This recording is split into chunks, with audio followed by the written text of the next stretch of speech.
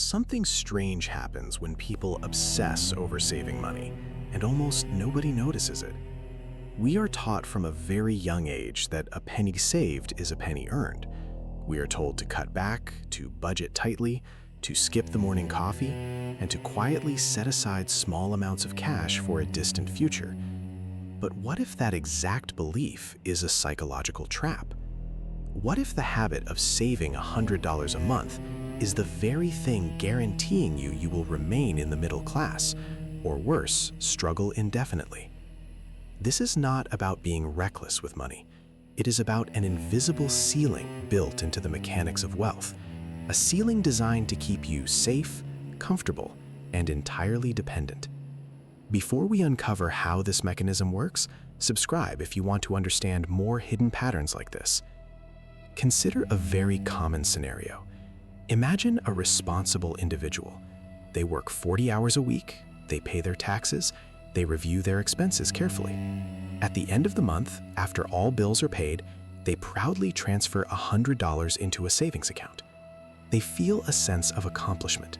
They are doing exactly what society, financial advisors, and their parents told them to do. They are playing by the rules. They believe they are building a fortress against uncertainty. Over a year, they save $1,200. Over 10 years, $12,000. But as the years pass, a quiet frustration begins to build. Despite their discipline, financial freedom always feels like a mirage. It always stays just 10 years out of reach. Life gets more expensive, emergencies wipe out their progress, and the sacrifice never quite translates into actual wealth. They wonder what they are doing wrong.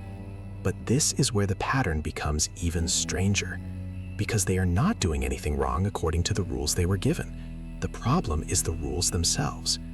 If we look closely at this scenario, we realize it is not an isolated event.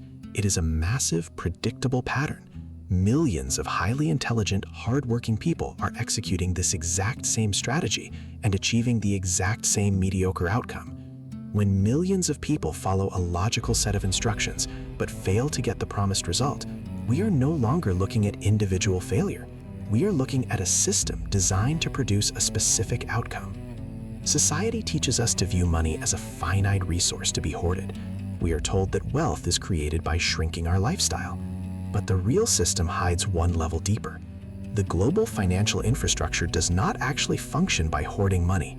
It functions through velocity and leverage. The system operates on motion. When you place $100 into a standard savings account, the bank does not put it in a vault with your name on it. Your money is immediately deployed. It is lent out to corporations, to entrepreneurs, to real estate developers. The bank pays you a fraction of a percent in interest while they generate massive returns using your liquidity. The financial system absolutely relies on the masses believing that saving small amounts of cash is the ultimate path to security. They need your deposits to fund their leverage.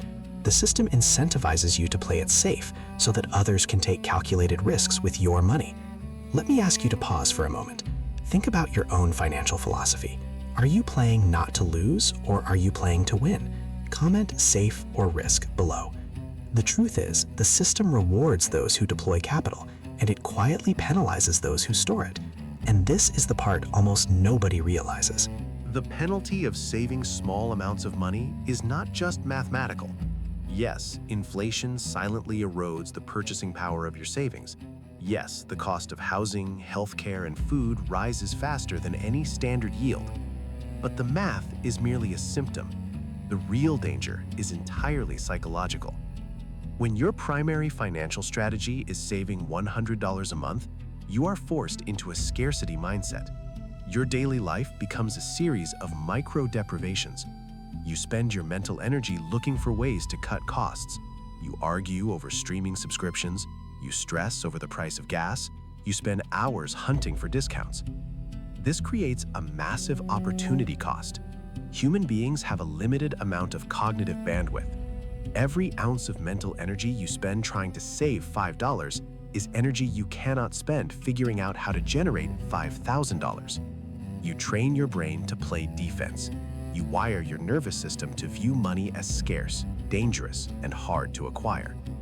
Most people never learn these systems unless they actively study them. If you are starting to see the invisible structures around you, make sure to subscribe to this channel. Because the mistake most people make is believing that wealth is created through subtraction. Intelligent, capable people fall into this trap because society equates frugality with moral virtue. We are conditioned to feel a rush of dopamine when we secure a minor discount. We feel responsible, we feel in control. But this control is a complete illusion. You cannot shrink your way to wealth. There is a mathematical limit to how much you can cut your expenses. You can only cut expenses down to zero, but you still have to eat and live. However, there is absolutely no limit to how much you can increase your income. Do you think success is mostly skill or mostly systems? Take a moment to think about it and let me know your perspective in the comments. When you focus entirely on the bottom line, on what you can save, you go blind to the top line, which is what you can produce. This is where the illusion begins to break. If we shift our perspective and observe how individuals who actually acquire significant wealth operate, a totally different behavioral pattern emerges. People who understand the system do not view money as a safety blanket. They view money as a tool with only one purpose: to buy back time, acquire specialized skills, and create momentum. Instead of agonizing over how to save $100, they ask a fundamentally different question. They ask, what skill can I acquire today that will make this $100 irrelevant tomorrow? They understand that their highest return on investment will never come from a high-yield savings account. It will come from increasing their personal market value. If an individual takes that same $100 a month and uses it to buy books, access courses, attend networking events, or build a side business, they are no longer playing defense. They are playing offense. They are shifting their capital from static storage into dynamic growth. When you invest in yourself, you are entirely outside the bank's control. You are no longer providing cheap liquidity for institutional leverage. You are creating your own leverage. People who break free from the middle-class trap do not budget their way to millions. They expand their baseline.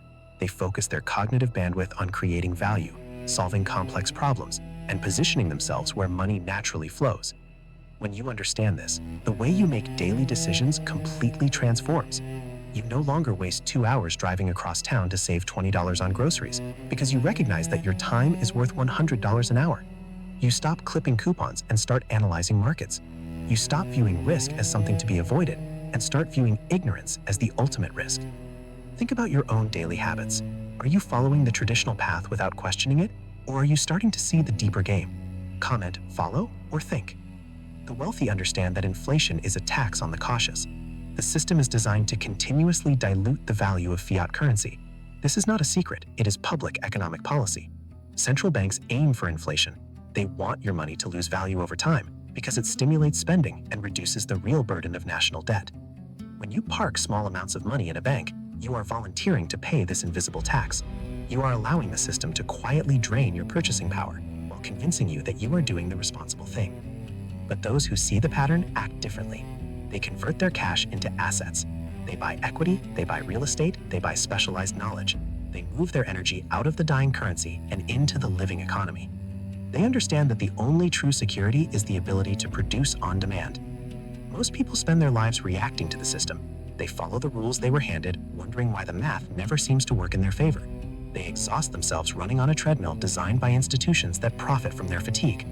But a few take the time to understand the machine. They step off the treadmill. They study human behavior, money velocity, and the psychology of value.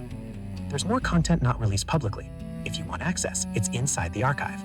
Link in the description. They realize that saving $100 a month is not a wealth strategy. It is a compliance test. It is the system asking you to stay small, to stay quiet, and to stay predictably in your place.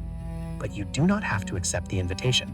You can choose to expand. You can choose to direct your mental energy towards creation rather than preservation. And once you see the pattern, you cannot stop seeing it. The illusion of the savings trap shatters, and the actual mechanics of success become undeniably clear.